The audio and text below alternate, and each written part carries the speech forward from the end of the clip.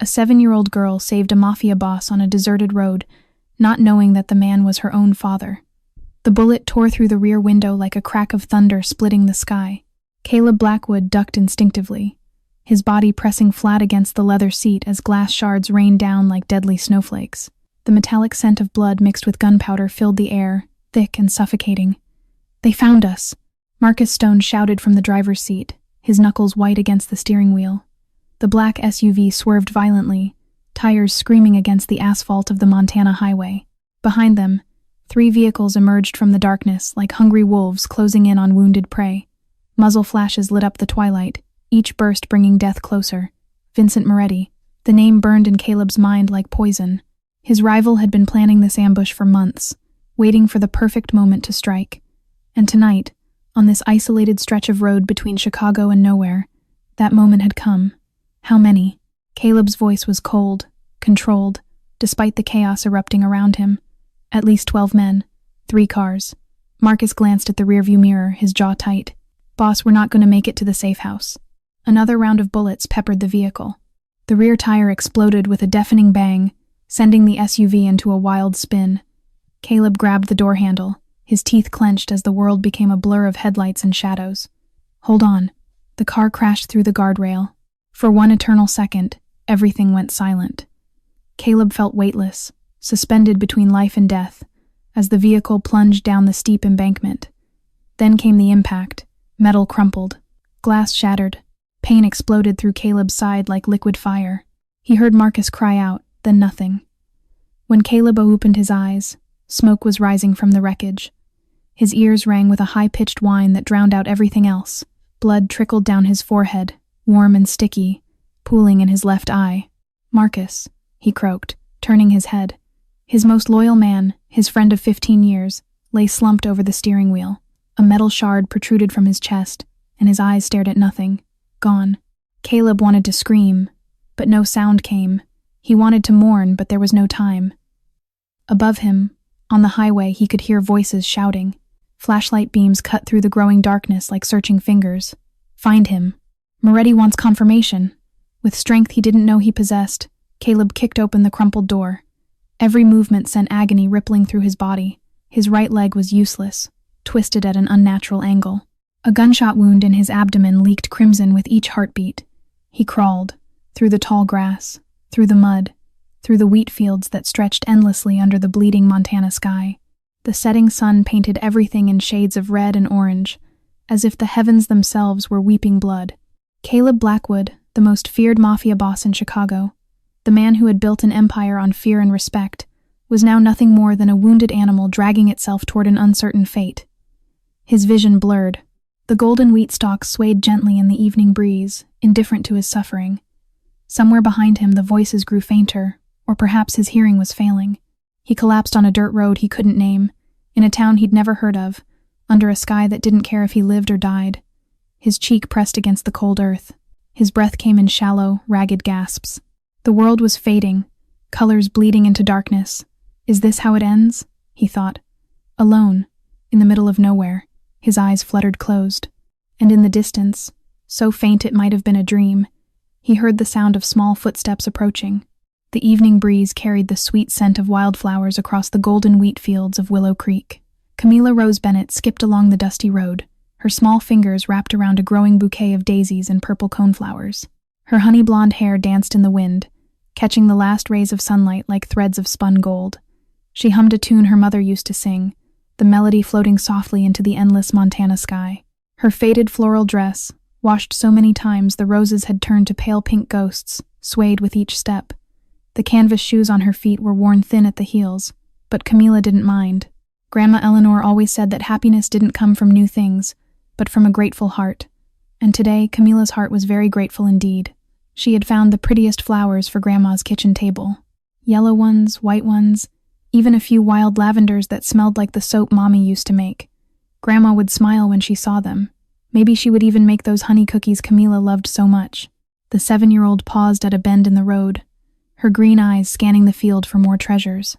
Those eyes, bright as spring leaves after rain, were the exact same shade her mother's had been. Everyone in town said so. Lily's eyes, they would whisper. She has Lily's eyes. Camila didn't fully understand why that made Grandma cry sometimes. She spotted a cluster of black-eyed Susans near the edge of the road and ran toward them, her worn shoes kicking up little clouds of dust. But halfway there, she stopped. Something was wrong. There was a shape on the road ahead, a big, dark shape that didn't belong among the wheat and wildflowers. Camila squinted, her small hand rising to shield her eyes from the setting sun. A person, a man, lying face down in the dirt, completely still. For a moment, Camila stood frozen. Her heart beat faster, like a little bird trapped in her chest. Grandma had always told her to stay away from strangers. But Grandma had also told her that good people help others, no matter what, and this person needed help. Camila's feet moved before her mind could stop them. She ran toward the fallen figure, her bouquet of flowers tumbling forgotten to the ground. As she got closer, she saw the dark stains spreading beneath him, turning the pale dirt road into something terrible. Blood. So much blood. "Mister?" Her voice trembled, small and uncertain. "Mister, are you okay?" No response. She knelt beside him, her tiny hands reaching out to touch his shoulder. His suit was torn, soaked with crimson. His face was pale as moonlight, covered in cuts and dirt. He looked like a giant who had fallen from the sky and shattered upon landing. "Mister, wake up." Camila shook him gently, then harder. "Please, you have to wake up." A groan escaped his lips. His eyelids fluttered, struggling against the weight of unconsciousness. Caleb Blackwood opened his eyes to a blurred world of fading light and shadows. But through the haze, he saw something that made his breath catch in his throat. Green eyes. Bright, pure, impossibly familiar green eyes staring down at him with worry and determination. For one delirious moment, he thought he was dreaming. He thought he was seeing a ghost. "Lily," he whispered, the name falling from his cracked lips like a prayer. Camila tilted her head, confused. "My name is Camila, mister, not Lily." She grabbed his large hand with both of her small ones, squeezing tight. "Don't worry, I'm going to help you. I promise." She looked around desperately, her mind racing faster than her little heart. Home was too far to carry him. He was too big, too heavy. But Grandma would know what to do. Grandma always knew. Camila leaned close to his ear, her voice fierce with a courage that surprised even herself. "Stay here, okay? Don't close your eyes. I'm going to get help. I'm going to save you." She squeezed his hand one more time, then jumped to her feet and ran faster than she had ever run in her entire 7 years of life. Behind her, Caleb watched the small figure disappear into the golden fields, her honey-blonde hair flying like a banner of hope. And for the first time in years, the Mafia boss found himself praying. Camila burst through the front door like a small hurricane, her breath ragged and her cheeks flushed red. "Grandma! Grandma, come quick!" Eleanor Bennett looked up from the kitchen sink, her weathered hands still wet with dishwater. At 68 years old, she had seen enough of life to recognize panic when she heard it. Her granddaughter's voice was trembling, desperate in a way that made her old heart clench. "Camila? What's wrong, child? There's a man." Camila grabbed her grandmother's apron, tugging frantically. "On the road. He's hurt really bad, Grandma. There's blood everywhere. We have to help him." Eleanor's face went pale. She dried her hands slowly on a dish towel, her eyes narrowing with concern and caution. "A man? What kind of man?" "Camila, you know better than to talk to strangers. He's dying, Grandma." Tears spilled down the little girl's cheeks, carving clean paths through the dust on her face. "I tried to pull him, but he's too heavy. Please, we have to go now." Eleanor hesitated. Willow Creek was a quiet town, far from the troubles of the big cities. Strangers meant complications, strangers meant danger, and a bleeding man on a deserted road meant something terrible had happened, something she wanted no part of. "We should call the sheriff," Eleanor said firmly. "Let the authorities handle this. There's no time." Camila's small fists clenched at her sides. "Grandma, he'll die. We have to help him. Mommy always said good people help others. Please." The mention of Lily struck Eleanor like a physical blow. She looked into her granddaughter's eyes, those bright green eyes so full of innocent determination, and saw her daughter staring back at her. Lily had been the same way. Stubborn, compassionate, unable to turn away from anyone in need. It had been both her greatest strength and her deepest wound. Eleanor sighed heavily. "Lord, help us both. Show me where he is." They moved quickly. Eleanor grabbed the old wooden wagon from behind the house, the one they used to haul vegetables from the garden. Its wheels creaked in protest as they pulled it down the dirt road, Camila running ahead like a small beacon guiding the way. When they reached him, Eleanor's breath caught in her throat. The man was massive, well over 6 feet tall, dressed in what had once been an expensive suit, now shredded and soaked with blood. His face was pale as death, his breathing shallow and uneven, but it was the wound in his abdomen that made Eleanor's blood run cold. She had grown up on a farm. She knew what animal wounds looked like, what accidents looked like. This was neither. "This is a bullet wound," she whispered, her voice barely audible. Camilla looked up, confused. "What's a bullet?"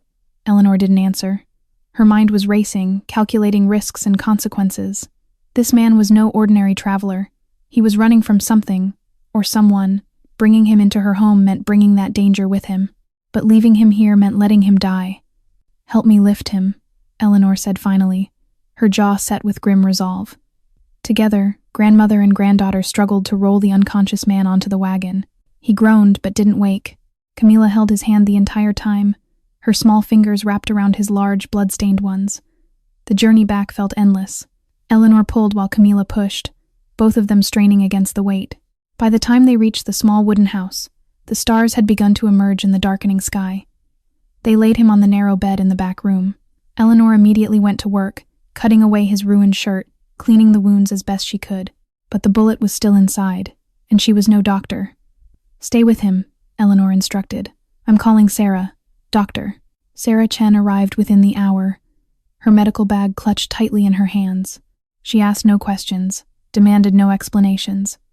She simply worked through the night, extracting the bullet, stitching wounds, fighting death with steady hands and quiet determination. And through it all, Camilla never left the stranger's side. She sat in a small chair beside the bed, her tiny hand holding his, her eyes fixed on his pale face. She didn't sleep, didn't eat, didn't move. She simply held on, as if her grip alone could anchor him to life. "You promised to stay," she whispered in the darkness. "So I'm staying too." Outside, the Montana wind howled. Inside, a little girl kept vigil over a man she didn't know, fighting for a life that would soon change everything. 2 days passed like shadows drifting across still water. Caleb Blackwood emerged from the darkness slowly, consciousness returning in fragments. First came the pain, a dull, throbbing ache that radiated from his abdomen through every fiber of his being. Then came the sounds, the gentle creak of old wooden boards, the distant song of birds outside a window, the soft rustle of paper being folded. He opened his eyes. Sunlight streamed through faded lace curtains, casting patterns of gold and shadow across a small, simple room. The walls were bare except for a single wooden cross and a faded photograph he couldn't quite see.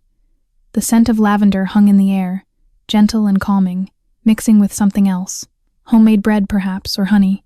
It was nothing like the cold luxury of his penthouse in Chicago. Movement caught his attention. Caleb turned his head slowly, pain shooting through his neck, and found himself staring at the small figure seated beside his bed. Camilla sat cross-legged on an old wooden chair, her brow furrowed in concentration.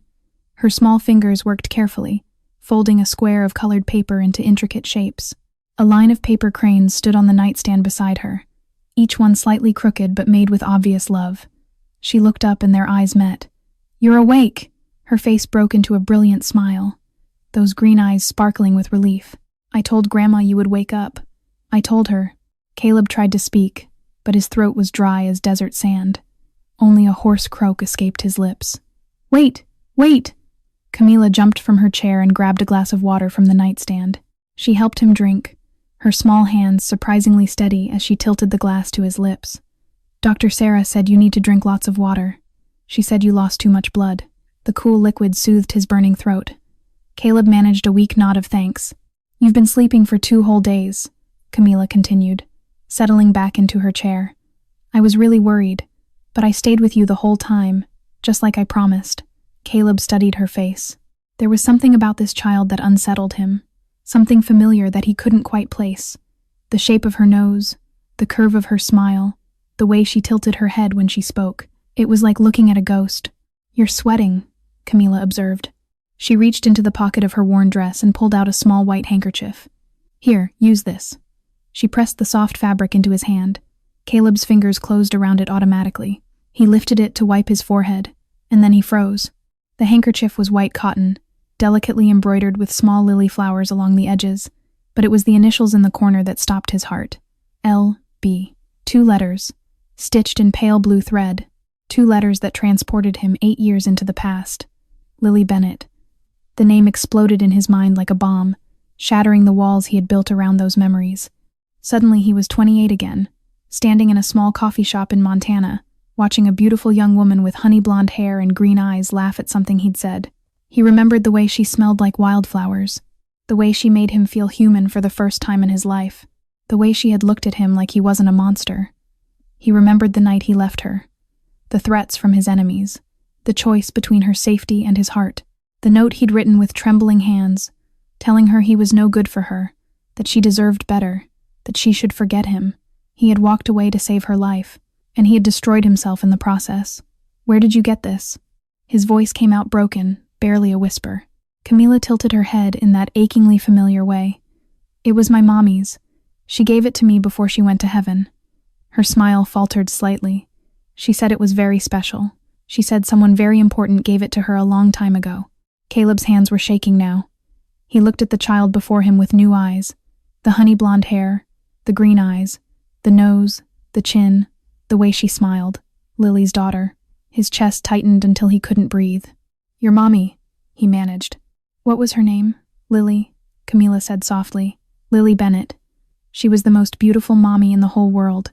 The handkerchief fell from Caleb's trembling fingers, and somewhere deep inside his frozen heart, something shattered into a million pieces. The bedroom door swung open. Eleanor Bennett stepped inside carrying a tray of soup and bread, her movements practiced and efficient. But the moment her eyes fell upon the white handkerchief in Caleb's trembling hands, the tray slipped from her fingers. Ceramic shattered against the wooden floor. Hot soup splashed across the worn planks. But Eleanor didn't move, didn't blink, didn't breathe. Her face drained of all color, turning pale as winter snow. You. The word escaped her lips like a curse. Caleb looked up at her, and in that moment, recognition struck them both like lightning. 8 years had passed, but some faces are impossible to forget. Some pain never fades. Mrs. Bennett, Caleb whispered. Eleanor's hands curled into fists at her sides. Her eyes, once warm with grandmotherly kindness, turned to ice. The air in the small room grew thick with tension, heavy with unspoken accusations and buried grief. Camila looked between them, her small face scrunched in confusion. Grandma? What's wrong? Do you know Mr. Caleb? Go to your room, Camila. Eleanor's voice was steel-wrapped in frost, but Grandma now. The little girl flinched at the sharpness in her grandmother's tone. She had never heard Grandma speak like that before, not even when she accidentally broke the good china.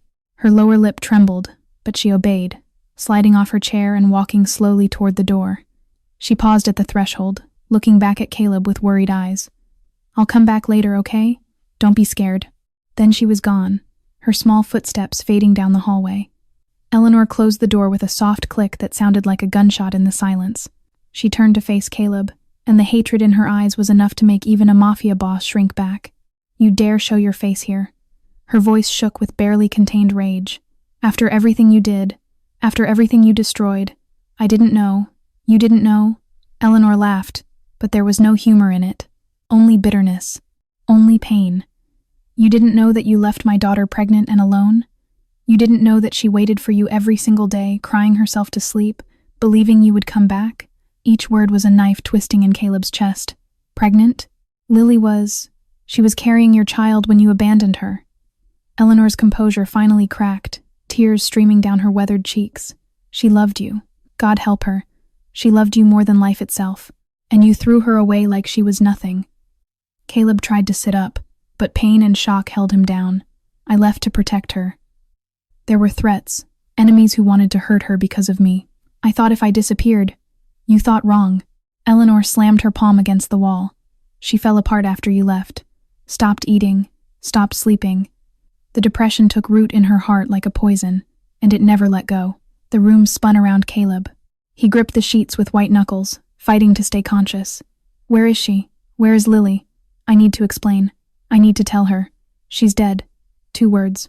2 small words that shattered his entire world. No. Caleb shook his head, refusing to accept it. No, that's not possible. Her heart gave out 4 years ago. Eleanor's voice broke on a sob. The doctors said it was a combination of factors, a weak heart made weaker by years of grief. She died still loving you, still waiting for you, still believing you had a reason for leaving. Caleb couldn't breathe. The pain in his wounds was nothing compared to the agony tearing through his soul. Lily, his Lily, the only light in his darkness, gone. And that little girl out there, Eleanor continued, wiping her eyes with the back of her hand, is your daughter, your flesh and blood. But she will never know that. Do you understand me? Never. She's mine? She is Lily's. She is mine. Eleanor's jaw tightened. She doesn't need a father like you. A criminal. A murderer. A man who destroys everything he touches. Caleb opened his mouth to argue, to defend himself, but no words came. Because deep down he knew she was right. He had killed men. He had built an empire on fear and blood. He had abandoned the woman he loved and, unknowingly, his own child. What right did he have to call himself a father? Eleanor moved toward the door, pausing with her hand on the knob. You will heal. You will leave. And you will forget this place exists. That is the price for saving your life. She walked out without looking back. And Caleb Blackwood, the most powerful man in Chicago, lay alone in that small room and wept like he hadn't wept since he was a boy. The basement was cold, damp, and dark. Eleanor had moved Caleb there the moment Dr. Sarah Chen declared him stable enough to be relocated. The small underground room had once been used for storing preserves and winter vegetables. Now it served as a prison for a man who couldn't leave even if he tried. You'll stay here until you can walk, Eleanor had said flatly, her eyes avoiding his. Then you'll go, and we'll pretend this never happened. Caleb didn't argue. He accepted his exile like a condemned man accepts his sentence. The narrow cot was hard, the single blanket thin, and the only light came from a small window near the ceiling that let in pale slivers of daylight. It was far less than he deserved. The first 2 days passed in silence and solitude. Eleanor brought food twice a day, leaving it on the bottom step without a word. She never looked at him, never acknowledged his existence beyond the basic necessities of keeping him alive. But on the third evening, Caleb heard something unexpected. Small footsteps on the wooden stairs. A pause, then a whisper. Mr. Caleb, are you awake? Camilla's honey-blonde head appeared around the corner, her green eyes wide with nervous excitement. She clutched a plate covered with a checkered cloth and a worn picture book pressed against her chest. You shouldn't be here, Caleb said softly, even as his heart swelled at the sight of her. Your grandmother will be angry. Grandma's asleep. Camilla tiptoed across the concrete floor and settled onto an overturned crate beside his cot. Besides, I promised to take care of you, remember? I never break my promises. She uncovered the plate to reveal a slice of apple pie still warm from the oven. Grandma made this today. I saved you the biggest piece. Caleb stared at the simple offering, his throat tightening. When was the last time anyone had done something kind for him without expecting something in return? In his world, everything came with a price. Every favor demanded repayment. Every gift hid a trap, but this little girl wanted nothing from him except his company. Thank you, he managed, his voice rough. Camilla beamed as she watched him eat. Then she opened her picture book and began to read aloud, her small finger tracing each word with careful concentration. The story was about a lost puppy finding its way home, simple and innocent, yet somehow it brought tears to Caleb's eyes. This became their secret ritual. Every evening after Eleanor retired to bed, Camilla would sneak down to the basement. She brought him food, drawings she'd made at school, stories about her friends and her teachers. She told him about the butterfly she'd caught and released, the song she was learning for the school concert, the dream she'd had about flying to the moon. And Caleb listened to every word like it was the most important thing in the world. One night, Camilla noticed the paper cranes she'd left on his nightstand upstairs, now arranged carefully on his small wooden table. You kept them, she said, surprised. Of course. Caleb picked one up gently. They're beautiful. Mommy taught me how to make them. Camilla's face softened at the memory. She said, when you fold 1,000 cranes, you get to make a wish. Caleb's chest ached. I know. She taught me too once. Camilla's eyes widened. You knew my mommy? The question hung in the air, dangerous and fragile. Caleb hesitated, remembering Eleanor's warning, but he couldn't lie to those trusting green eyes. A long time ago, he admitted. She was. Very special. She was the best mommy ever. Camilla nodded solemnly. She told me my daddy is a brave man somewhere far away. She said he had to leave to protect us, but he loves me very much. Each word was a hammer blow to Caleb's heart. Lily had defended him. Even after everything, she had protected his memory for their daughter. She had made him a hero instead of a villain, a brave man instead of an abandoner. He didn't deserve such grace. Your mommy was right, Caleb whispered, his voice breaking. Your daddy loves you more than you'll ever know. Camila smiled and reached for his hand. Will you teach me how to make a better crane? Mine are always crooked. So Caleb taught her. With patient hands and gentle instructions, he showed her the folds Lily had taught him 8 years ago on a summer afternoon that felt like another lifetime. And as they worked side by side, paper transforming into delicate birds, something shifted inside him. For the first time in decades, Caleb Blackwood wanted to be better. Not for power, not for survival, for hair. As the days passed and Caleb's wounds slowly healed, he began to see things he had never noticed before. The small basement window offered a limited view, but sounds traveled freely through the old wooden house. He heard the creak of floorboards as Eleanor moved about her morning routine, the clatter of pots in a kitchen that never seemed warm enough, the gentle patter of Camila's feet as she raced to catch the school bus each morning, and he heard the rain. It came on the 5th night, a heavy Montana downpour that drummed against the roof like 1,000 tiny fists, but the sound wasn't right. Instead of the muffled patter of water on solid shingles, Caleb heard dripping, splashing, the unmistakable rhythm of water finding its way through gaps it shouldn't find. The roof was leaking. When Camila came to visit him the next evening, her shoes left wet footprints on the basement stairs. Caleb looked at her carefully for the first time since their daily ritual began. Her dress was the same faded floral print she always wore, but now he noticed the careful patches at the elbows, the hem let down twice to accommodate her growth. Her canvas shoes had holes near the toes, stuffed with newspaper to keep out the cold. Her sweater was missing 2 buttons, held closed by a safety pin. Yet she smiled at him like she owned the world. Grandma made vegetable soup today, she announced cheerfully, setting down a steaming bowl. It's my favorite because she puts extra carrots in it just for me. Caleb accepted the bowl, but his appetite had vanished. Camila, does your grandmother sell things at the market? Uh-huh. The little girl nodded proudly. She makes the best pies and bread in the whole town. People come from really far away to buy them. Her smile faltered slightly. But sometimes not many people come. Grandma says it's because times are hard for everyone. Times are hard. Such a gentle way to describe poverty. Caleb thought of his penthouse in Chicago, the closets full of Italian suits, the refrigerator stocked with food that often went uneaten. He thought of the money he spent on a single bottle of whiskey, enough to feed this family for a month. And his daughter wore newspaper in her shoes. How was school today? He asked, forcing his voice to remain steady. Camila's brightness dimmed almost imperceptibly. It was okay. Just okay? She picked at a thread on her sweater, avoiding his eyes. Some kids were being mean. But it doesn't matter. Caleb's jaw tightened. What did they say? They said I'm poor and that's why I don't have nice things. Camila shrugged, but her lower lip trembled slightly. And they said I don't have a daddy because nobody wanted me. Red-hot rage flashed through Caleb's veins. If those children had been adults, if they had been his enemies, he would have destroyed them without hesitation. But they were just kids, echoing the cruelty they learned from a harsh world.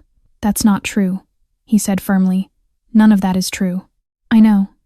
Camila finally looked up, and her green eyes held a wisdom far beyond her 7 years.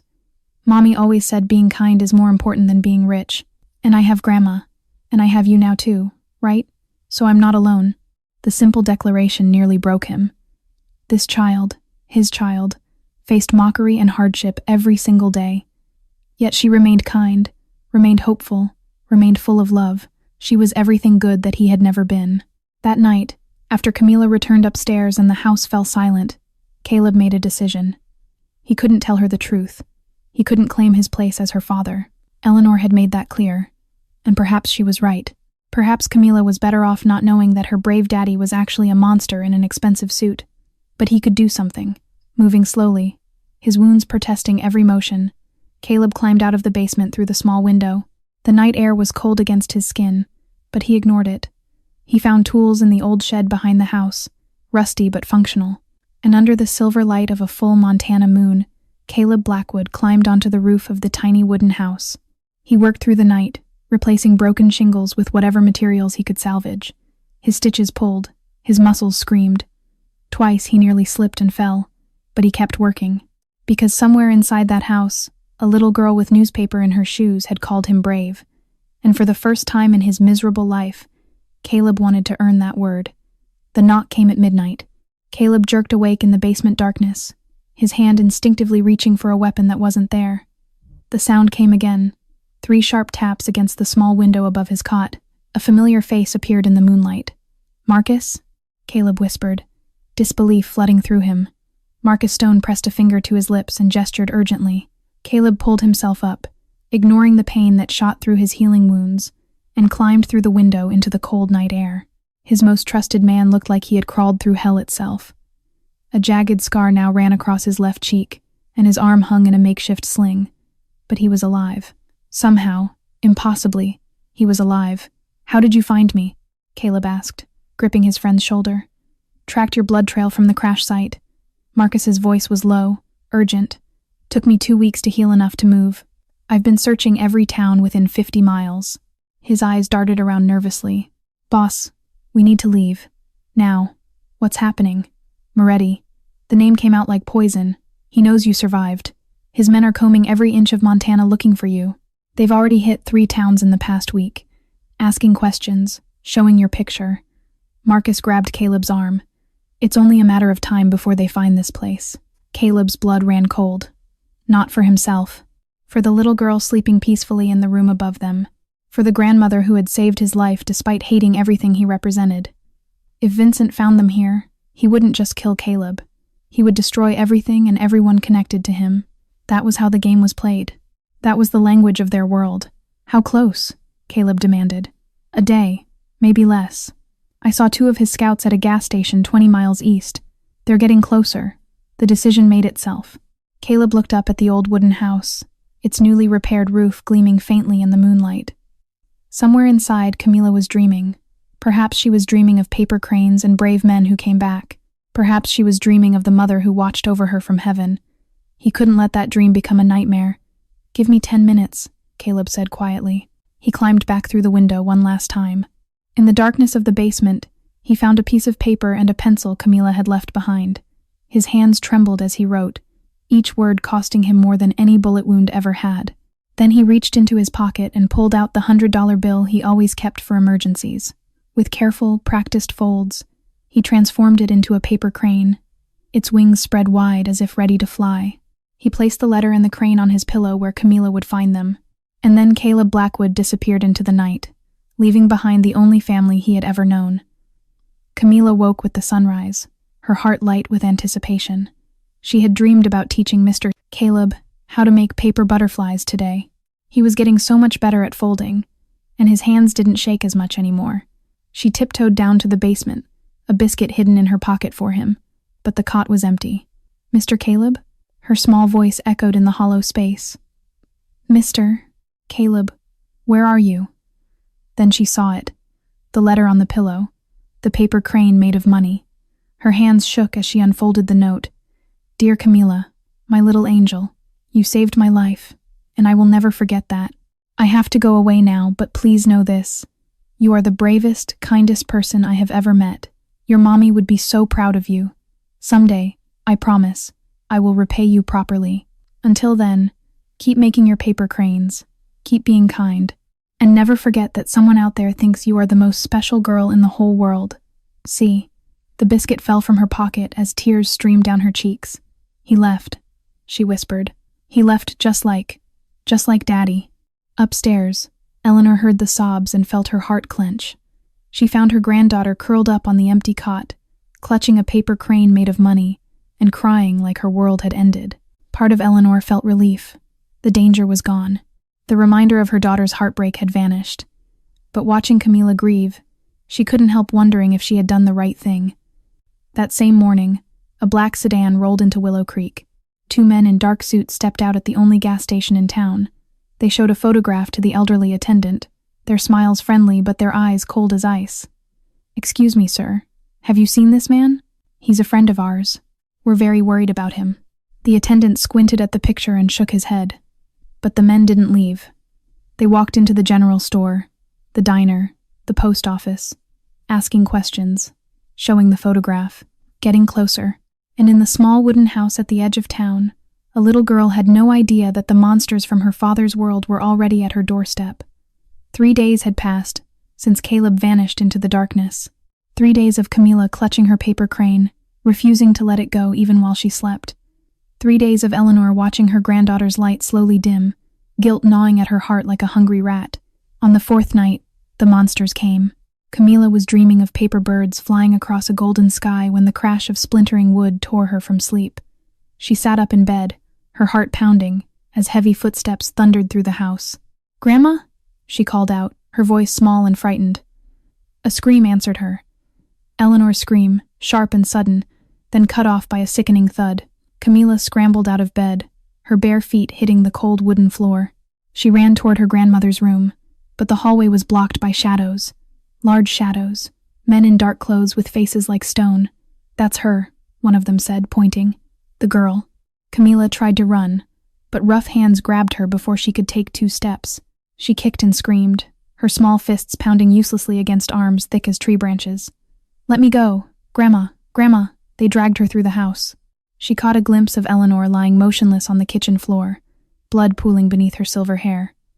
The old woman's eyes were closed, her body terribly still. "You hurt my grandma!"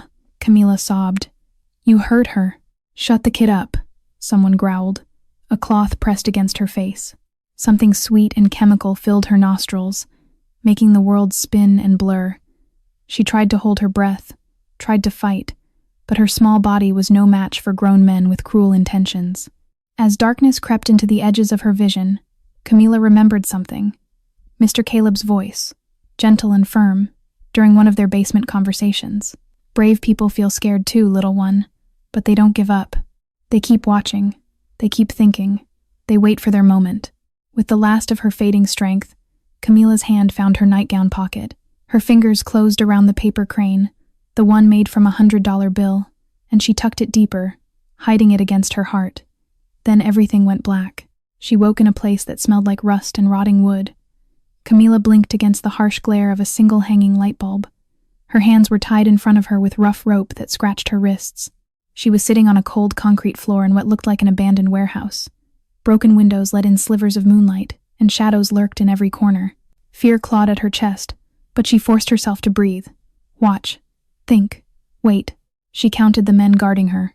4, maybe 5. She memorized their faces, the scars, the tattoos, the way one of them limped when he walked.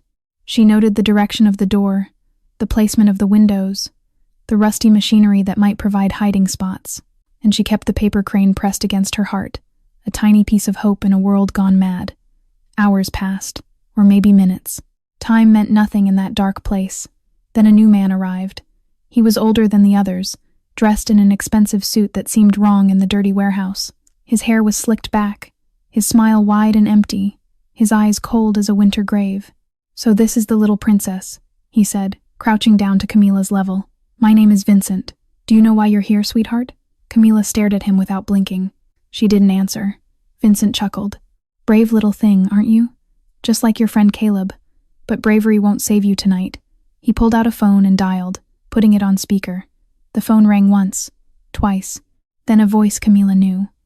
A voice that made her heart leap with desperate hope. "Who is this?" "Hello, old friend," Vincent purred. "I have something that belongs to you." Silence on the other end. Heavy, dangerous silence. "If you've hurt her, she's alive. For now." Vincent grabbed Camila's arm and squeezed hard, making her cry out in pain. The sound echoed through the phone speaker, sharp and pitiful. "Camila!" Caleb's voice cracked. "Camila, I'm coming.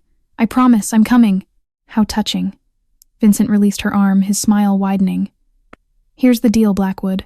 You come to me, alone. No weapons, no backup, no tricks, or the girl dies." Slowly, a long pause. Then Caleb's voice, stripped of all its usual coldness, raw with something Camila had never heard before. "Fear. Where?" Vincent gave an address that meant nothing to Camila. Then he ended the call and looked down at her with mock sympathy. "Don't worry, princess. Your hero is on his way." He walked away laughing, leaving Camila alone in the darkness. She pressed her bound hands against her chest, feeling the paper crane through the thin fabric of her nightgown. "Please come, Mr. Caleb," she prayed silently. "Please be brave enough for both of us." And somewhere across the Montana night, a mafia boss who had never feared death found himself terrified for the first time in his life. Not of dying, of losing her. The abandoned warehouse loomed against the midnight sky like a crouching beast. Caleb stood at the edge of the empty parking lot, his eyes scanning every shadow, every broken window, every possible point of entry and escape. His wounds still ached beneath his shirt. But the pain meant nothing now. Nothing mattered except the little girl trapped inside those walls. His little girl, behind him, hidden in the darkness of the surrounding forest. Marcus and 12 of his most trusted men waited for the signal. They had driven through the night from Chicago, armed to the teeth, ready to wage war at a single word. But Caleb had given them strict orders. No one moves until I say so. If anything goes wrong, your only priority is getting her out alive. Not me. Her, Marcus had argued, had pleaded, had reminded him that walking into Vincent's trap alone was suicide. Caleb didn't care. He had spent 36 years building an empire of fear. He had killed men, destroyed families, crushed anyone who stood in his way. He had convinced himself that power was all that mattered, that love was a weakness he couldn't afford. But standing in that dark parking lot, knowing his daughter was terrified and alone, Caleb finally understood the truth. Everything he had built meant nothing. She meant everything. He walked toward the warehouse with empty hands raised, just as Vincent had demanded. No weapons, no tricks, just a father coming for his child. The rusty door groaned as he pushed it open.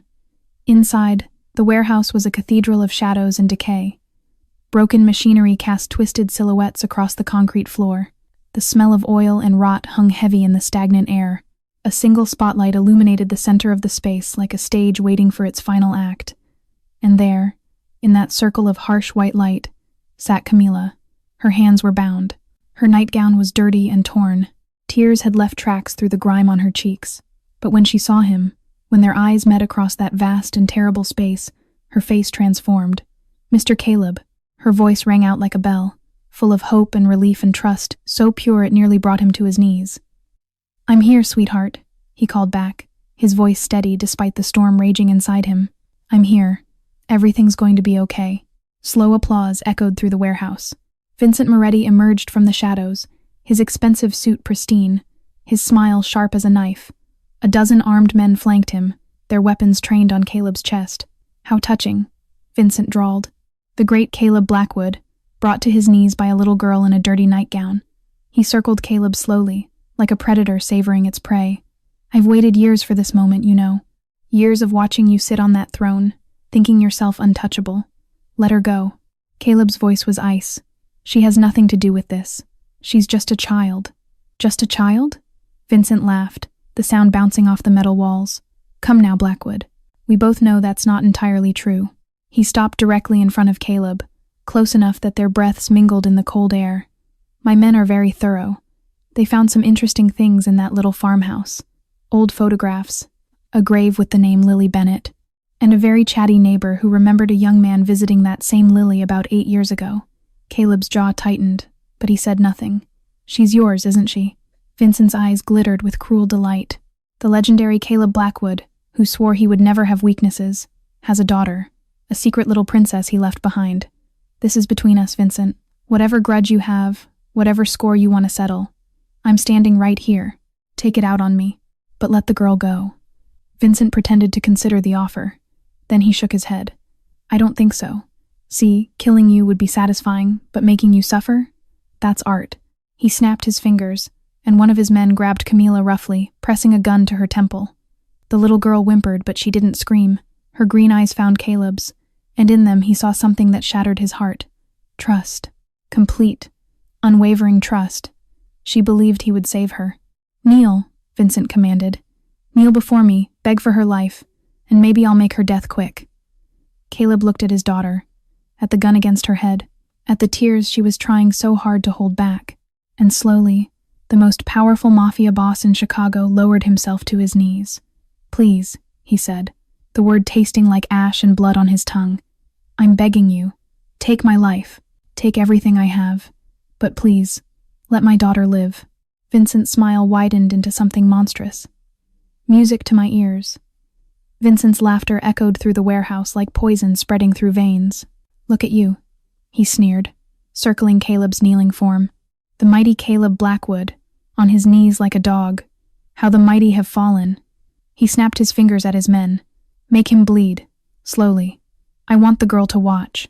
2 thugs stepped forward, cracking their knuckles with sadistic grins. The first punch caught Caleb in the jaw, snapping his head to the side. Blood sprayed from his split lip, splattering the concrete floor. The second blow landed in his stomach, right where his gunshot wound was still healing. Caleb doubled over, a groan escaping through his clenched teeth. But he didn't fight back. He didn't even raise his hands to defend himself, because the moment he resisted, they would hurt her. Another punch. Another. Caleb's vision blurred as pain exploded through his body.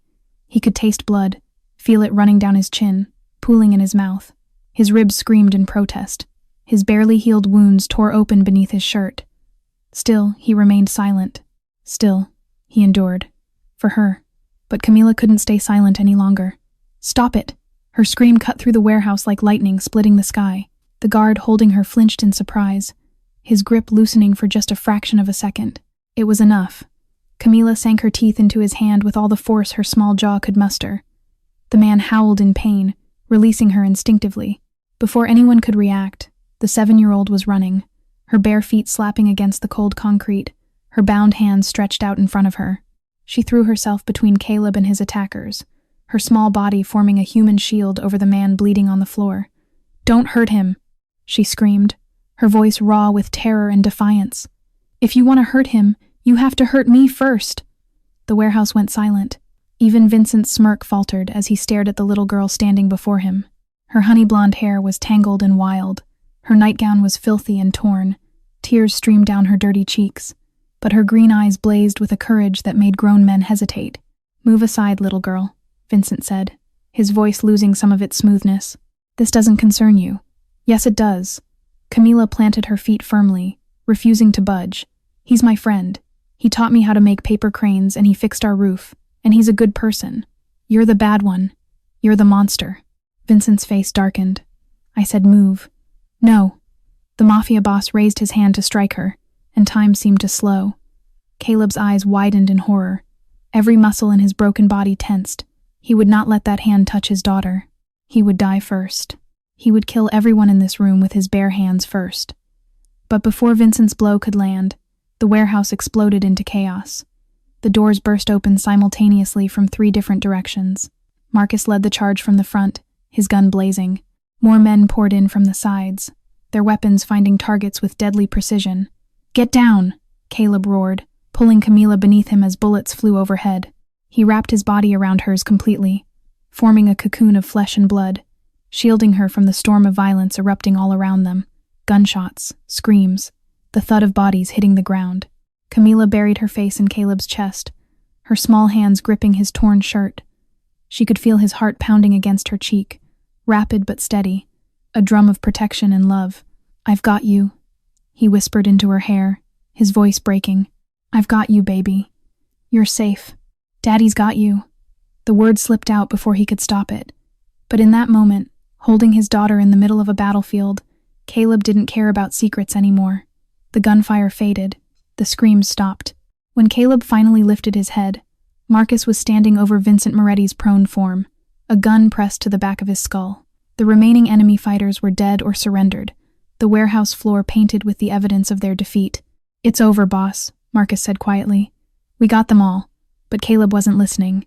He was looking at Camila, checking every inch of her for injuries, brushing the hair from her tear-stained face with hands that wouldn't stop trembling. "Are you hurt? Did they hurt you? Camila, talk to me." The little girl looked up at him, her green eyes shining with tears and something else, something that looked like joy. "I knew you'd come," she whispered, reaching up to touch his bloodied cheek. "Mommy always said brave men come back, and you're the bravest man I know." Caleb pulled her close, burying his face in her tangled hair, and wept. He wept for the years he had lost, for the daughter he had never known, for the woman who had loved him enough to make him a hero in their child's eyes. And he wept with gratitude, because somehow, despite everything he had done, he had been given a second chance. "I'll always come back," he promised, his voice raw and broken, and more honest than it had ever been. Always. Outside, the first light of dawn began to paint the Montana sky in shades of gold and rose. A new day was beginning. The hospital corridor smelled of antiseptic and fear. Eleanor Bennett burst through the emergency room doors, her silver hair wild, her face streaked with tears she hadn't bothered to wipe away. The bandage on her forehead from the attack was still fresh, but she had refused to stay in her own hospital bed the moment she learned where they had taken Camila. "Where is she?" she demanded, grabbing the nearest nurse. "My granddaughter, where is she?"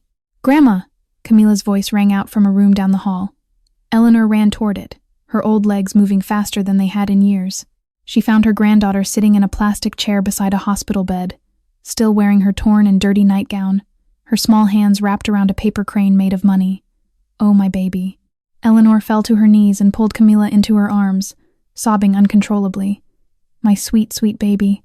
I'm so sorry. I'm so sorry I couldn't protect you. I'm okay, Grandma." Camila patted her grandmother's back with small, comforting hands. "Mr. Caleb saved me. He covered me with his whole body so the bad men couldn't hurt me." Eleanor's eyes lifted to the hospital bed. Caleb Blackwood lay motionless beneath white sheets, his face pale as chalk, his body connected to machines that beeped and hummed with mechanical rhythm. Fresh bandages covered his torso, already spotted with blood seeping through. His breathing was shallow, labored, each rise and fall of his chest seeming to cost him tremendous effort.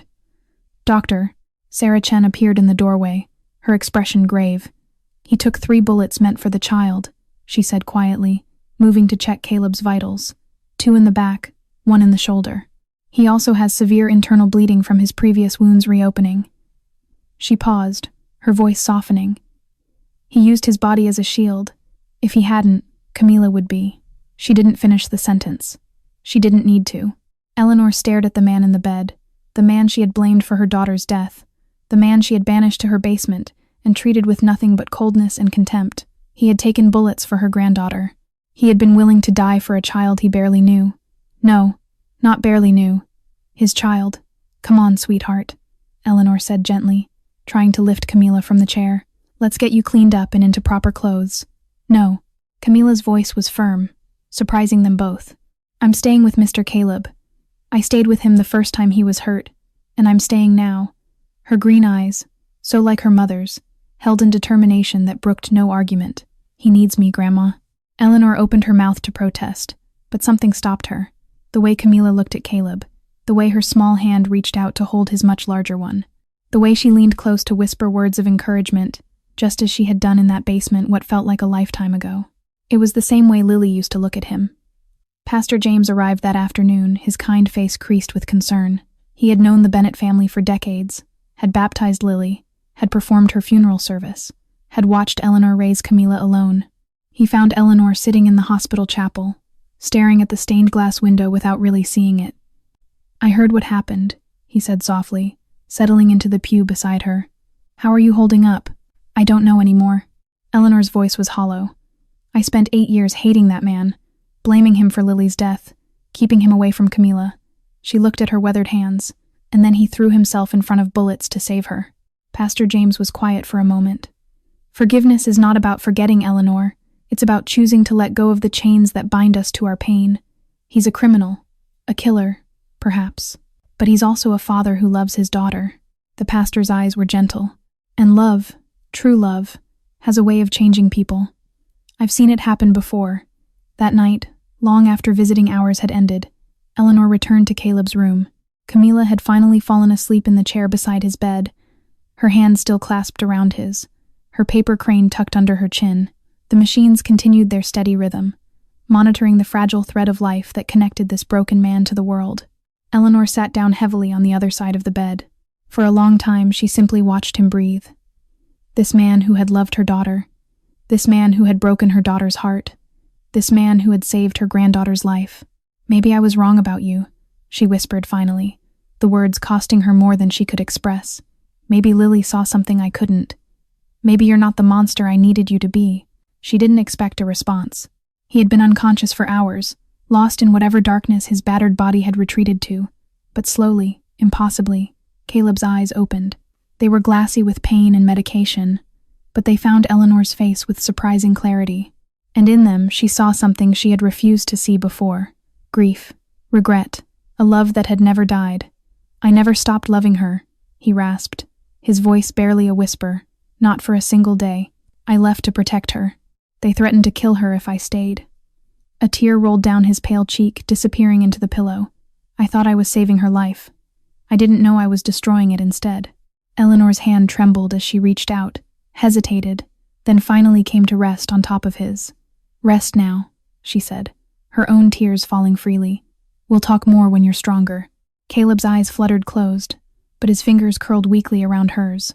And for the first time in 8 years, Eleanor Bennett allowed herself to consider the possibility that perhaps, just perhaps, she had been wrong. 3 days later, Caleb was strong enough to sit up in his hospital bed. Camila had gone to the cafeteria with a nurse, finally convinced to eat something after hours of refusing to leave his side. Eleanor sat in the chair her granddaughter had vacated, her hands folded in her lap, her eyes carrying the weight of words too long unspoken. "Tell me about her," Caleb said quietly. "Tell me about the years I missed." Eleanor was silent for a long moment. Then she began to speak, and her voice carried them both back through the river of time.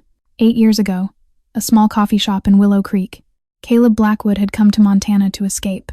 A deal had gone wrong in Chicago, leaving 3 men dead and a target on his back. He needed to disappear for a few weeks, let things cool down, let his enemies forget.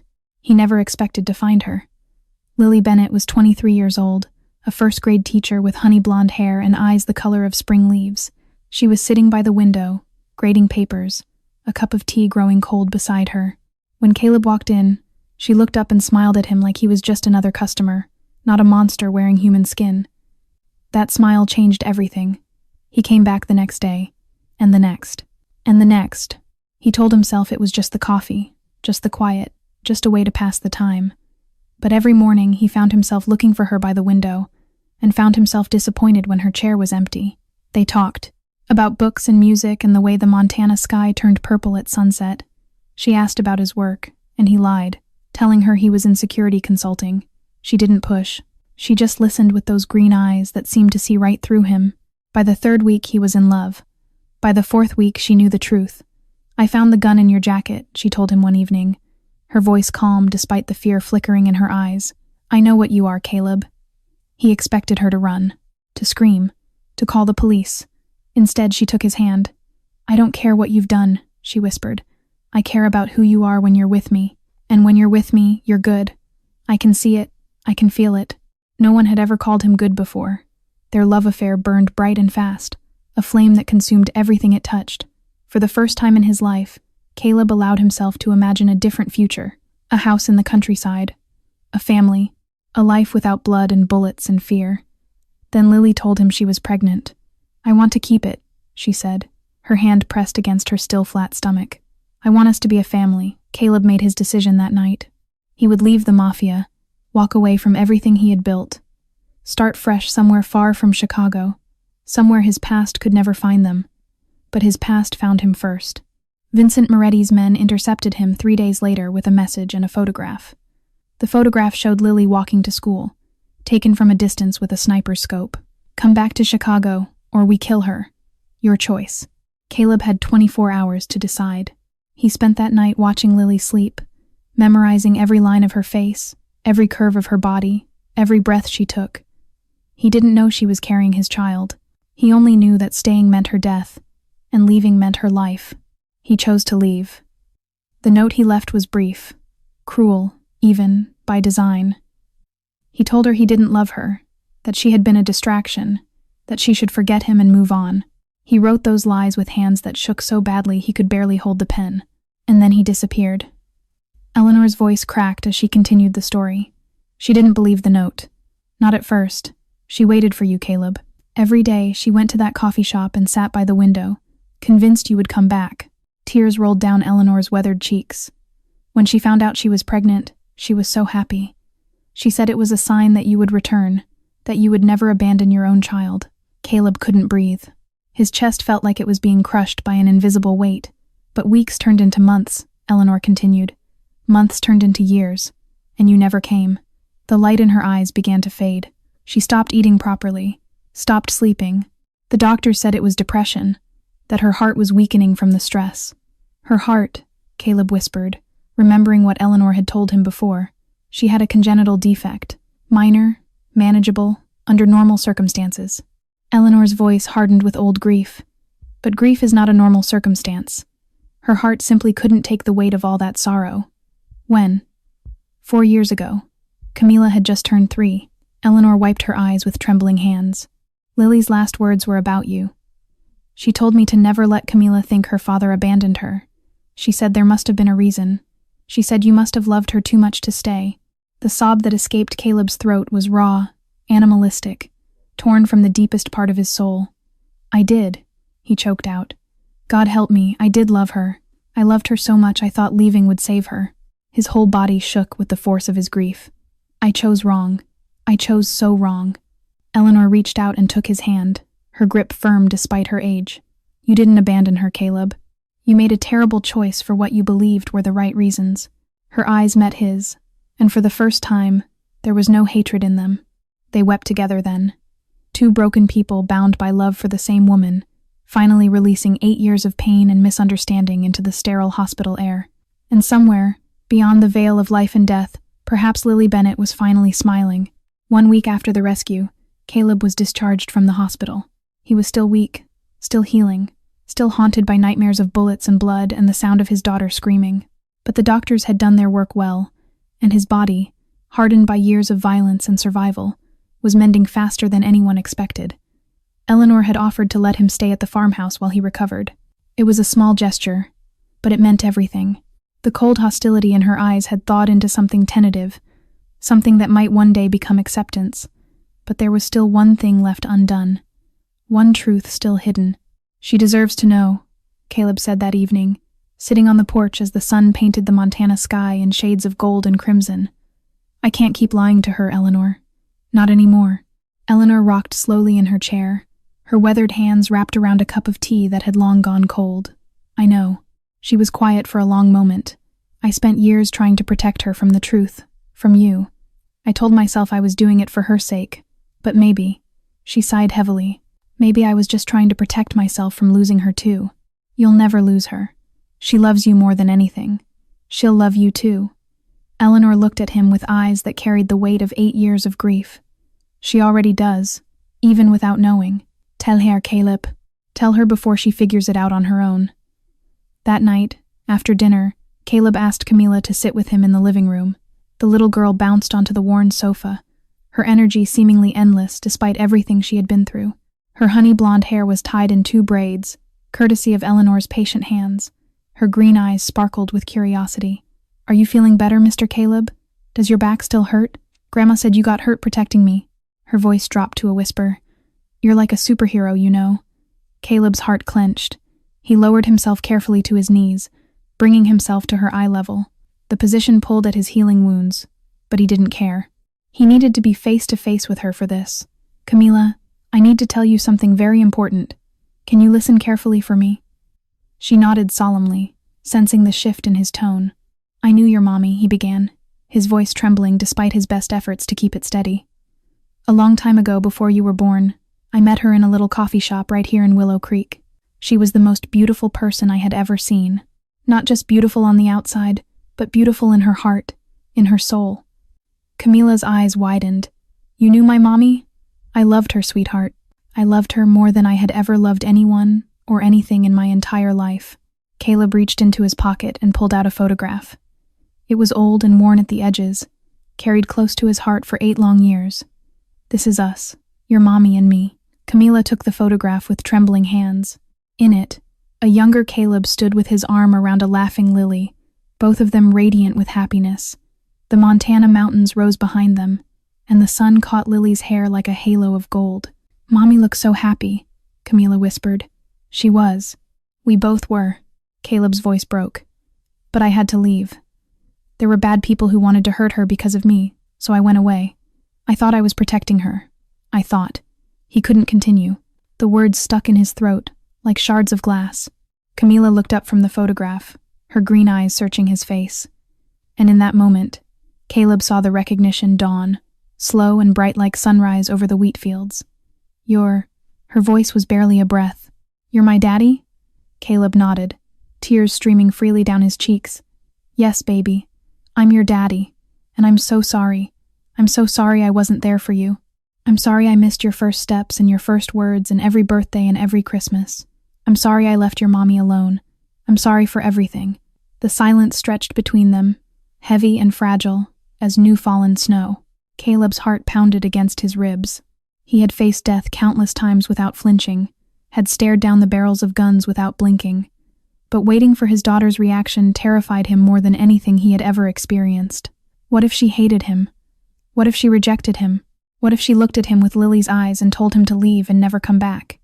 He wouldn't blame her. He deserved it. Then Camila moved. She launched herself off the sofa and into his arms with such force that he nearly toppled backward. Her small arms wrapped around his neck, her face buried in his shoulder, her body shaking with sobs. "I knew it," she cried, her voice muffled against his shirt. "I always knew you'd find me," Mommy promised. She said my daddy was brave and good, and that he loved me even though he couldn't be with me. She said one day he would come back. She pulled back to look at him, her tear-streaked face shining with joy. "And you did. You came back. You saved me." Caleb pulled her close again, holding her like she might disappear if he let go. His whole body shook with the force of emotions he had spent a lifetime suppressing. "I'll never leave you again," he whispered fiercely. "Never. I promise you, Camila. I promise on your mother's memory. I will spend the rest of my life being the father you deserve. You already are, Daddy." The word fell from her lips like a gift, like a prayer, like the most beautiful sound Caleb had ever heard. "You already are." In the doorway, Eleanor stood watching, her hand pressed over her mouth, tears streaming down her weathered cheeks. But for the first time in many long and lonely years, she was smiling. The black limousine rolled through the gates of the Blackwood estate, and Camila pressed her face against the window, her breath fogging the glass. "Daddy," she whispered, her green eyes wide as saucers. "Is this a castle?" Caleb smiled, a genuine smile that felt strange and wonderful on his face. "It's just a house, Princess. Our house now." But Camila wasn't wrong to be amazed. The mansion rose before them like something from a fairy tale, all white columns and gleaming windows and manicured gardens stretching in every direction. Fountains sparkled in the afternoon sun.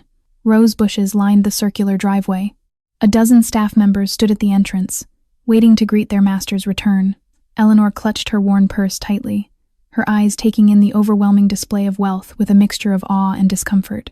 This was a world she had never belonged to, never wanted to belong to.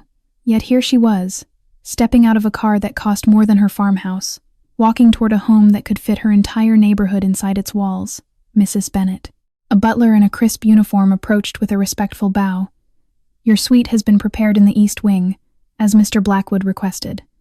If you need anything at all, please don't hesitate to ask." Eleanor nodded stiffly, unsure how to respond. But Camila had no such reservations.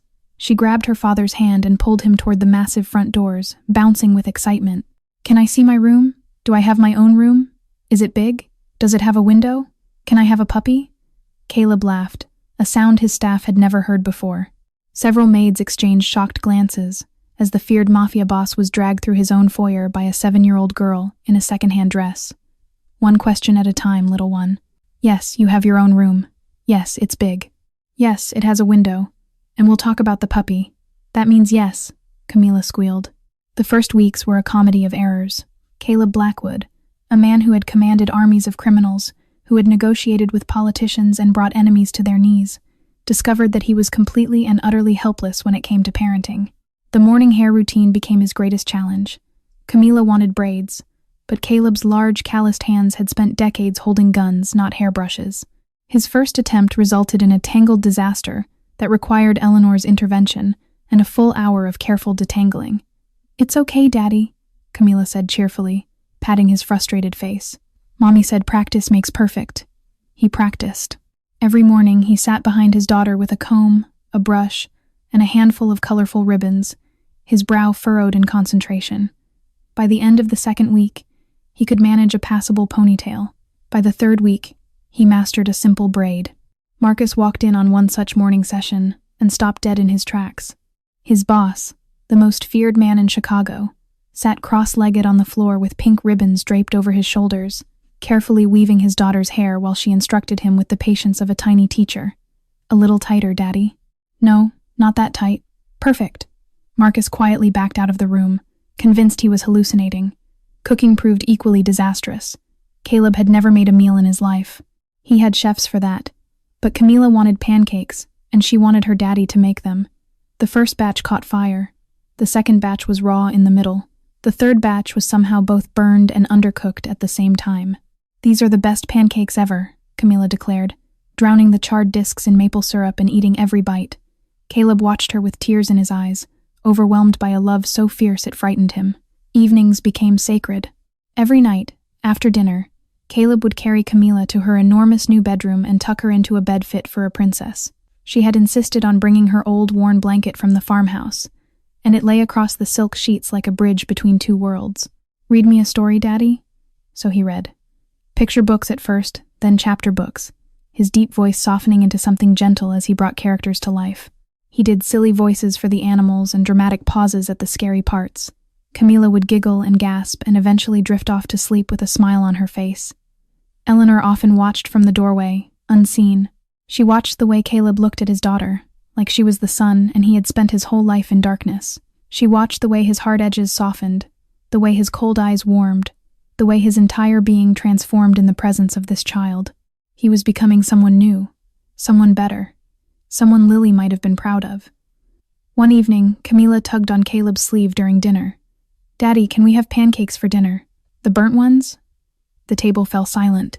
Eleanor raised an eyebrow. The staff held their breath. Caleb looked at his daughter's hopeful face and felt his heart expand beyond what he thought possible. "Anything you want, princess," he said softly. "Anything you want." And for the first time in 36 years, Caleb Blackwood understood what it meant to truly live. Part 16. Shadows Still Lurking. The whispers started within weeks of Camila's arrival. In the dark corners of Chicago's underworld, men who had once trembled at Caleb Blackwood's name now exchanged knowing glances and dangerous smiles. Word spread like wildfire through the criminal networks. The Iron Boss had gone soft. The untouchable king had found his weakness. A 7-year-old girl with honey blonde hair and green eyes. Caleb felt the shift in the air like a predator sensing approaching storms. His allies became hesitant, his enemies emboldened. Deals that once closed with a handshake now required threats. Territory that had been unchallenged for years suddenly faced incursions from rival families testing his resolve. The empire he had spent 2 decades building was beginning to crack. Marcus requested an emergency meeting one gray afternoon, his face grim as he led Caleb to the basement conference room where the inner circle gathered. 12 men sat around the polished table. Men who had killed and bled and sacrificed for the Blackwood organization. Men whose loyalty had never wavered. Until now. "We need to talk about the girl," said Tony Marchetti, the oldest of Caleb's lieutenants. His voice carried the weight of respect, tempered with concern. "Boss, you know I'd follow you into hell. But what you're doing, it's dangerous. For all of us." Caleb's jaw tightened. "Speak plainly, Tony. She makes you weak." Another voice, younger and sharper. "Danny Russo, head of the West Side operations. Everyone sees it. You canceled the Martinez meeting to attend her school play. You let the Colombians renegotiate their terms because you were too busy reading bedtime stories. Word on the street is Caleb Blackwood has lost his edge." Murmurs of agreement rippled around the table. "They'll use her against you," Marcus added quietly, and the betrayal in those words cut deeper than any knife. "The Morettas are rebuilding. The Italians are circling. If they find out she's your daughter, they won't just threaten her, boss. They'll take her, they'll hurt her, and they'll make you watch." Caleb's hands curled into fists beneath the table. Every word they spoke was true. Every fear they voiced was one he had already confronted in the darkest hours of the night. His love for Camila was a beacon that illuminated not just his heart, but also his vulnerabilities. "What are you suggesting?" His voice was ice, but beneath it churned a storm of conflicting emotions. Tony leaned forward. "Send her away. Somewhere safe, somewhere hidden. Keep her at arm's length until the situation stabilizes. It's for her own protection. And mine?" Caleb asked bitterly. "And all of ours." Danny's eyes were hard. "We've given everything to this organization, boss. Our lives, our families, our souls. We're asking you to make the same sacrifice." The meeting ended without resolution. Caleb dismissed his men with a curt nod, remaining alone in the shadowed room, the weight of impossible choices pressing down on his shoulders. That evening, Camila found a door she wasn't supposed to open. She had been exploring the mansion's endless corridors, playing a game of hide-and-seek with herself, when she heard voices drifting from her father's study. Curious, she crept closer and pressed her small ear against the crack. "The girl is a liability. Can't protect the organization, and her at the same time. Making him weak." Camila didn't understand all the words, but she understood enough. Her lower lip trembled as she backed away from the door, her chest tight with a feeling she couldn't name. She found Eleanor in the kitchen, helping the cook prepare dinner despite the staff's protests. "Grandma?" Her voice was small, fragile. "Am I making Daddy's life hard?" Eleanor's heart shattered at the question. She knelt down, taking her granddaughter's hands in her own weathered ones. "What makes you ask that, sweetheart? I heard some men talking. They said I make Daddy weak. They said bad people might hurt me to hurt him." Tears welled in her green eyes. "Maybe I should go back to Montana. Maybe Daddy was happier before I came." Eleanor pulled the child into a fierce embrace, her own eyes stinging. "Don't you ever think that, Camila. Your father loves you more than anything in this world. You're not his weakness, you're his strength. Don't let anyone tell you different." But even as she spoke the words, doubt gnawed at Eleanor's heart. She had seen the changes in Caleb, seen the joy Camila brought him, but she had also seen the shadows gathering, sensed the danger lurking just beyond the mansion's gilded walls. What if loving him destroyed Camila the way it had destroyed Lily? Long after midnight, Caleb stood alone on his bedroom balcony. The Chicago skyline glittered before him, a kingdom of lights and shadows he had conquered through blood and fear.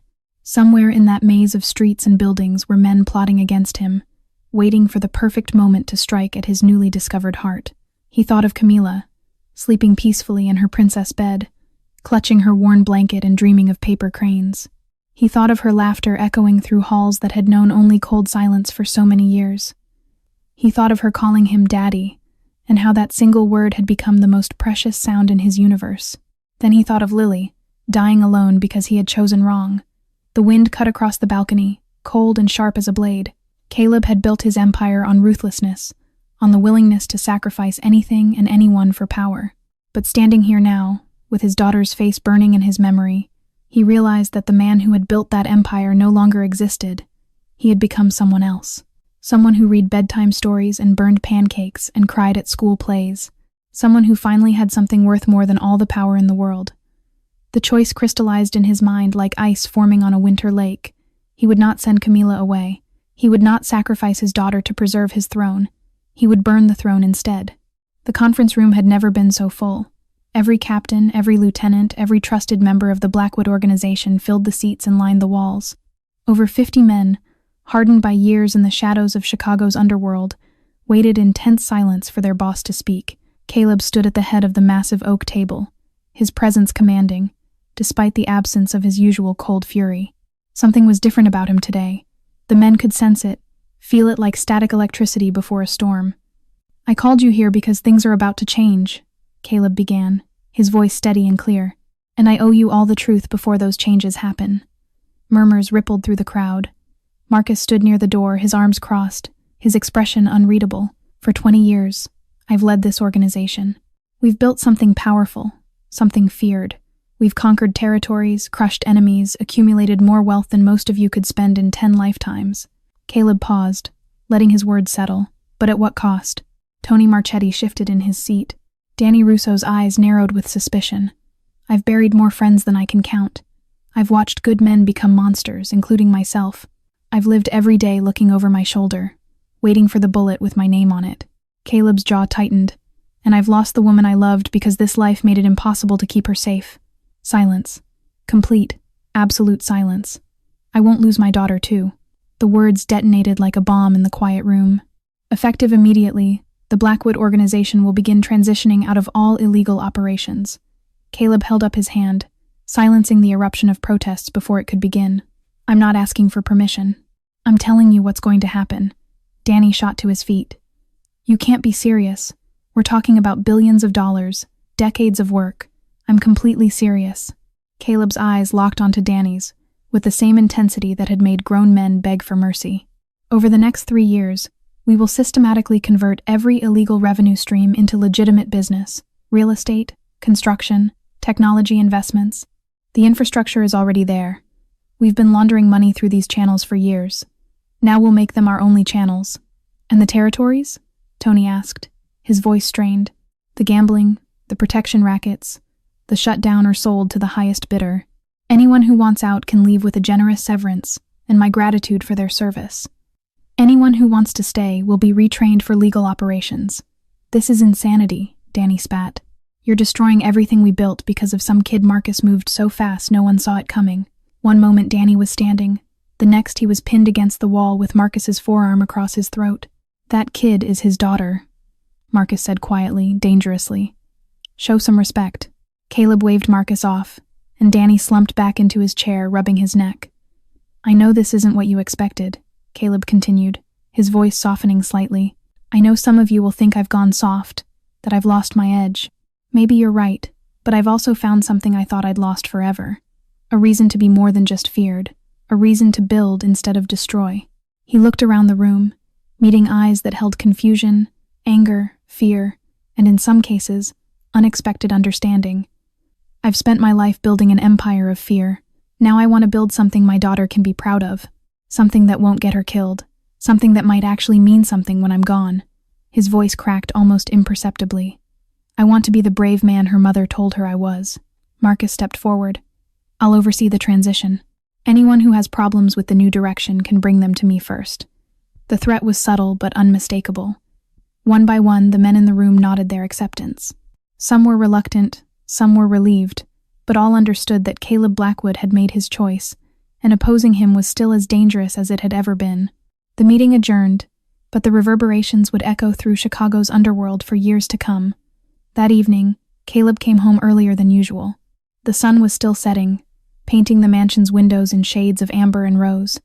He found Eleanor in the kitchen, watching the cook prepare dinner with a cup of tea in her hands. "How did it go?" she asked, having been told the general outline of his plan. "Better than expected, worse than hoped." Caleb managed a tired smile. "It's going to be a long 3 years."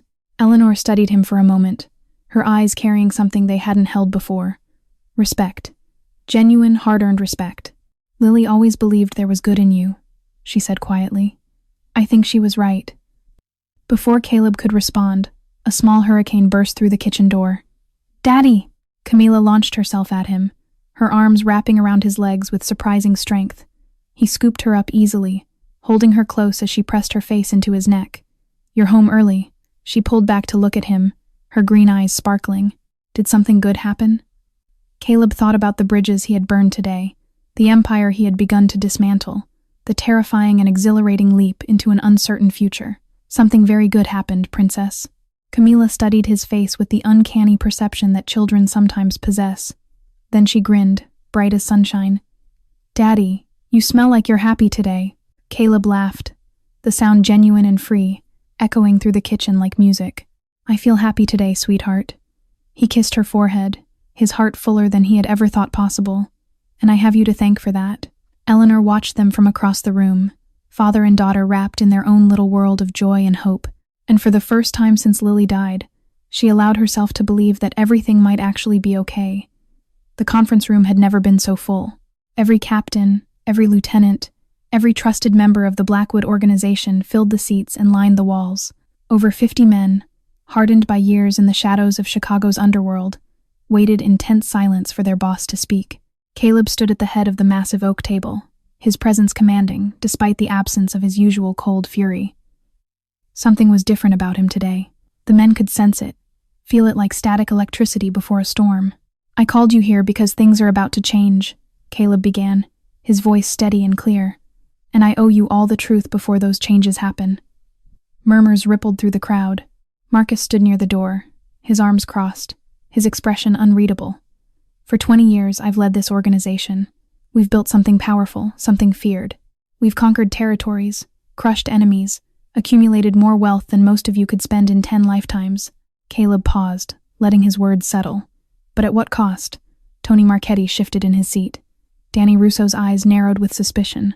"I've buried more friends than I can count. I've watched good men become monsters, including myself. I've lived every day looking over my shoulder, waiting for the bullet with my name on it." Caleb's jaw tightened. "And I've lost the woman I loved because this life made it impossible to keep her safe." Silence. Complete, absolute silence. "I won't lose my daughter, too." The words detonated like a bomb in the quiet room. Effective immediately, the Blackwood organization will begin transitioning out of all illegal operations. Caleb held up his hand, silencing the eruption of protests before it could begin. "I'm not asking for permission. I'm telling you what's going to happen." Danny shot to his feet. "You can't be serious." "We're talking about billions of dollars, decades of work. I'm completely serious." Caleb's eyes locked onto Danny's with the same intensity that had made grown men beg for mercy. Over the next 3 years, we will systematically convert every illegal revenue stream into legitimate business. Real estate, construction, technology investments. The infrastructure is already there. We've been laundering money through these channels for years. Now we'll make them our only channels. And the territories? Tony asked, his voice strained. The gambling, the protection rackets, the shut down or sold to the highest bidder. Anyone who wants out can leave with a generous severance and my gratitude for their service. Anyone who wants to stay will be retrained for legal operations. This is insanity, Danny spat. You're destroying everything we built because of some kid. Marcus moved so fast no one saw it coming. One moment Danny was standing. The next he was pinned against the wall with Marcus's forearm across his throat. That kid is his daughter, Marcus said quietly, dangerously. Show some respect. Caleb waved Marcus off, and Danny slumped back into his chair, rubbing his neck. I know this isn't what you expected, Caleb continued, his voice softening slightly. I know some of you will think I've gone soft, that I've lost my edge. Maybe you're right, but I've also found something I thought I'd lost forever. A reason to be more than just feared. A reason to build, instead of destroy. He looked around the room, meeting eyes that held confusion, anger, fear, and in some cases, unexpected understanding. I've spent my life building an empire of fear. Now I want to build something my daughter can be proud of. Something that won't get her killed. Something that might actually mean something when I'm gone. His voice cracked almost imperceptibly. I want to be the brave man her mother told her I was. Marcus stepped forward. I'll oversee the transition. Anyone who has problems with the new direction can bring them to me first. The threat was subtle but unmistakable. One by one, the men in the room nodded their acceptance. Some were reluctant, some were relieved, but all understood that Caleb Blackwood had made his choice, and opposing him was still as dangerous as it had ever been. The meeting adjourned, but the reverberations would echo through Chicago's underworld for years to come. That evening, Caleb came home earlier than usual. The sun was still setting, painting the mansion's windows in shades of amber and rose. He found Eleanor in the kitchen, watching the cook prepare dinner with a cup of tea in her hands. How did it go? She asked, having been told the general outline of his plan. Better than expected, worse than hoped. Caleb managed a tired smile. It's going to be a long 3 years. Eleanor studied him for a moment, her eyes carrying something they hadn't held before. Respect. Genuine, hard-earned respect. Lily always believed there was good in you, she said quietly. I think she was right.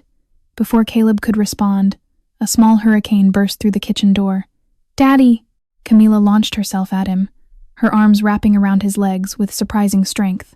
He scooped her up easily, holding her close as she pressed her face into his neck. You're home early. She pulled back to look at him, her green eyes sparkling.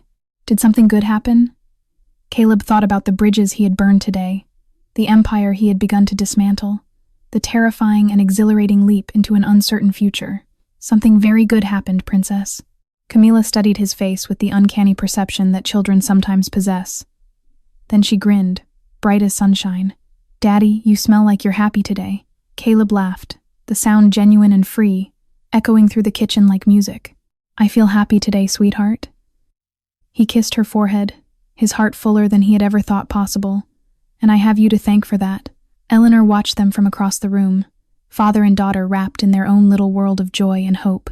And for the first time since Lily died, she allowed herself to believe that everything might actually be okay. The Montana farmhouse looked different in autumn. Golden leaves carpeted the ground, and the wheat fields had been harvested, leaving behind stubbled earth that stretched toward the mountains. Caleb had brought Eleanor and Camila back to Willow Creek for a visit, to the place where everything had begun and ended and begun again. On their second evening there, after Camila had fallen asleep exhausted from playing in the fields, Eleanor found Caleb sitting alone on the porch. The rocking chair beside him was empty, waiting. She sat down without speaking. For a long while they simply watched the stars emerge one by one, pinpricks of light in the vast Montana sky. The silence between them was no longer hostile, but it was heavy with things unsaid. I never told you about her last days, Eleanor finally spoke, her voice soft as the evening breeze. Not really, not the parts that mattered. Caleb turned to look at her, his eyes reflecting the moonlight. She talked about you constantly. Those final weeks. Eleanor's weathered hands gripped the armrests of her chair. I hated it, hearing your name, being reminded of the man who had abandoned her, but she wouldn't stop. What did she say? Eleanor closed her eyes, letting the memories wash over her. She said she knew something must have happened. She said you wouldn't have left without a reason. She spent years trying to find you, hiring private investigators with money she didn't have, writing letters to addresses that no longer existed. Caleb's breath caught in his throat. When she got sick, when the doctors told her there was nothing more they could do, she made me promise something. Eleanor's voice trembled. She made me promise to tell Camila that her father loved her, that he was brave and good, that he would find her someday. Tears rolled down Caleb's cheeks, silent and unstoppable. I was so angry at her for that, Eleanor admitted. I wanted Camila to hate you. I wanted her to never know who you were. But Lily insisted. Even dying, even after everything, she defended you. She believed in you. I didn't deserve that faith. No. Eleanor turned to face him fully, her eyes glistening. You didn't. But she gave it to you anyway. That was who Lily was. She saw the best in everyone, especially those who couldn't see it in themselves. The night sounds filled the pause between them, crickets singing, an owl calling from the distant trees, the gentle creak of the old porch swing. She died still believing you loved her, Caleb. Eleanor's voice was fierce now, carrying the weight of a final message. Don't make her wrong. Don't waste this chance she gave you. Be the man she always believed you were. Caleb reached out and took Eleanor's hand, gently, reverently. I swear to you, on everything I am and everything I hope to become, I will spend every day of my life being worthy of her faith, of Camila's love, of your forgiveness. Eleanor squeezed his hand, and in that simple gesture, years of bitterness and blame finally released their grip. Welcome to the family, Caleb, she whispered, properly, this time. The next morning, they drove to the small cemetery at the edge of town. Lily Bennett's grave was nestled beneath a willow tree, its branches swaying gently in the autumn breeze. The headstone was simple white marble, engraved with her name, her dates, and a single line: beloved mother, daughter, and dreamer. Camila walked ahead, clutching a bouquet of white lilies they had picked up from the florist in town. Her green eyes were solemn as she approached the grave, kneeling on the soft grass. Hi, Mommy, she said quietly, placing the flowers against the stone. I brought you your favorite. Remember how you always said lilies were the most beautiful flowers because they had your name? Caleb hung back, his heart too full for words. Guess what, Mommy? Camila continued, her voice brightening. Daddy found us. Just like you promised. He came back, and he's so brave and kind, just like you said. And Grandma's not sad anymore, not as much. We're all together now. She leaned forward and kissed the cold marble. We're okay now, Mommy. We're really okay. Eleanor stepped forward to place her own flowers, a bundle of wildflowers from the fields Lily had loved so much. She whispered something too soft for anyone else to hear, then moved aside. Finally, Caleb approached. He knelt on the grass beside his daughter, his eyes fixed on the name carved in stone. The name of the woman who had loved him despite knowing what he was. The name of the woman who had given him the greatest gift imaginable. I'm sorry I wasn't here, he said, his voice rough. I'm sorry I couldn't save you. I'm sorry for every tear you cried because of me, every night you spent alone, every dream that died when I walked away. He placed his hand on the cool marble, feeling the permanence of loss beneath his fingers. But I promise you this, Lily. I will take care of them. Our daughter and your mother. I will protect them with everything I have, love them with everything I am. I will be the man you always believed I could be.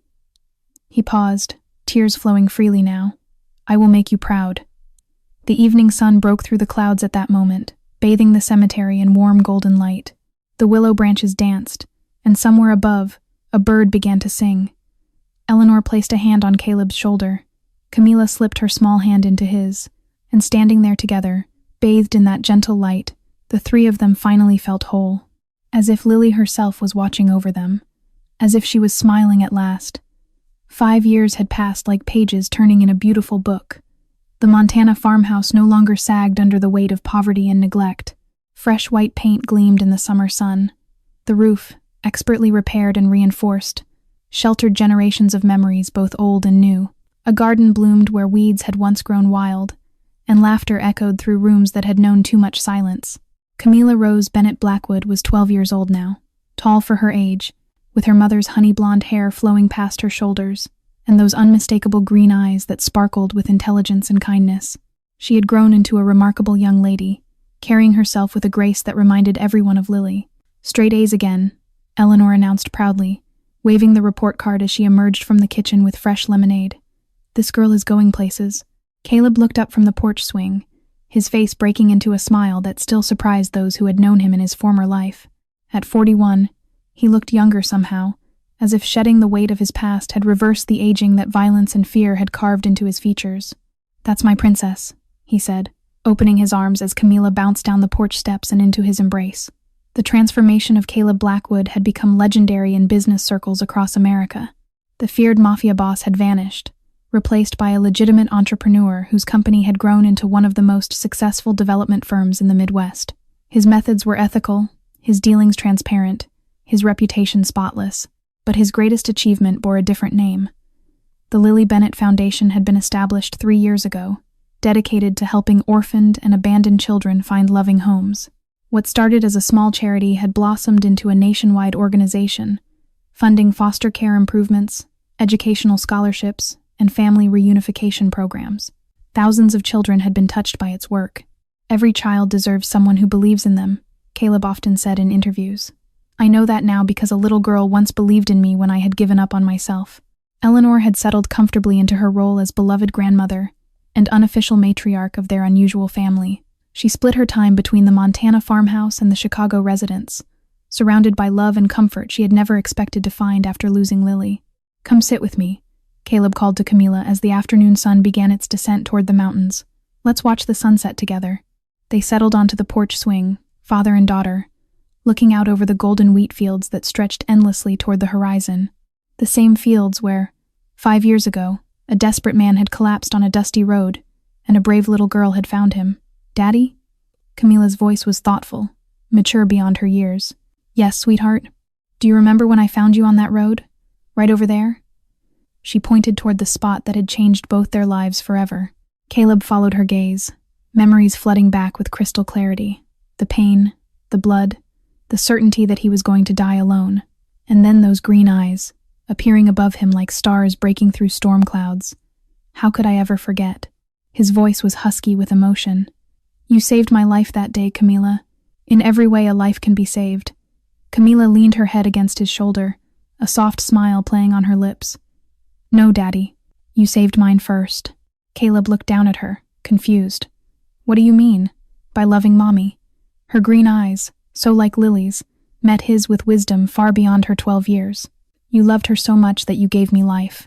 You loved her so much that even when you had to leave, she never stopped believing in you. And because she believed, I believed too. I believed that someday my daddy would find me." Tears welled in Caleb's eyes as he pulled his daughter closer. "And you did find me, Daddy. Right here on this road. Right when we both needed each other most." She wrapped her arms around him, holding tight. "You didn't just save my life that day in the warehouse. You saved it before I was even born, by being the kind of man Mommy could love." Caleb couldn't speak. Words seemed too small for what he felt. They sat together as the sun painted the sky in shades of gold and rose and purple, the wheat fields glowing like an ocean of amber beneath the fading light. Eleanor watched from the kitchen window, her heart full to overflowing. And somewhere beyond the veil of this world, perhaps Lily Bennett watched too, smiling at the family she had always dreamed of. Sometimes, little angels appear in our lives not because they need to be saved, but because they are meant to save us. Sometimes, the road home begins at the very place where we thought we had lost everything. And sometimes, the smallest hands can heal the deepest wounds, if only we have the courage to let them try. The moral of this story: love doesn't care who you are or where you come from. It doesn't ask about your past mistakes or the darkness you've carried. The smallest hands can heal the deepest wounds, and the purest hearts can transform even the coldest souls. And it is never, ever too late to become the parent your child deserves to have. Dear viewers, thank you so much for staying with us until the very end of this emotional journey. If this story touched your heart, if it made you smile or cry or think about the people you love, please take a moment to subscribe to our channel, hit the like button, and share this video with someone who might need to hear this message today. We would love to hear from you. What did you feel while watching this story? Did it remind you of anyone in your own life?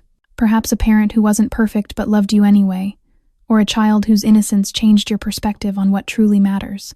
Please share your thoughts in the comments below. We read every single one, and your stories inspire us to create more content that speaks to the heart. We wish you good health, happiness, and peace in your daily life. May you always have someone who believes in you, even when you struggle to believe in yourself. Goodbye for now, and we'll see you in the next video.